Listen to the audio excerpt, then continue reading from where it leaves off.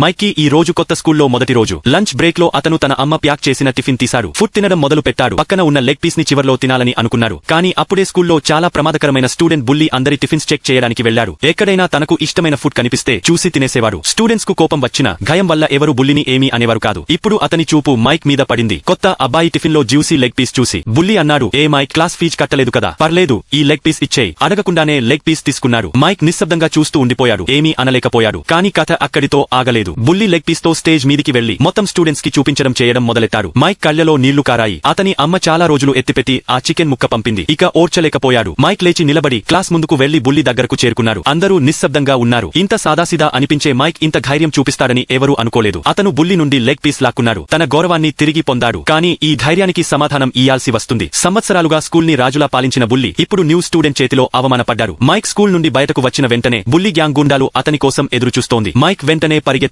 వెనుక నుండి shoe sounds విని బుల్లీ మరియు అతని గ్యాంగ్ వెంబడిస్తూ వచ్చారు. చివరికి మైక్ ఒక పాత క్లోజ్ డాగ్స్ షెల్టర్ దగ్గర పడిపోయాడు. అక్కడే దగ్గరలో కొంతమంది లోకల్ గుండాలు నిలబడి తమాషా చూస్తున్నారు. ఈ అబ్బాయి పోరాడతాడా లేక బతిమాలతాడా అని ఆలోచిస్తున్నారు. కానీ మైక్ వెనక్కి తగ్గలేదు. ఆరుగురు అబ్బాయిలు చుట్టుముట్టిన మైక్ అక్కడే నిలబడ్డాడు. కానీ ధైర్యం ఒక్కటే సరిపోదు. ఒక్కడి స్ట్రెంగ్త్ ఆరుగురిపై డామినేట్ చేయలేకపోయింది. మైక్ ని తోసి నేలపై పడేశారు.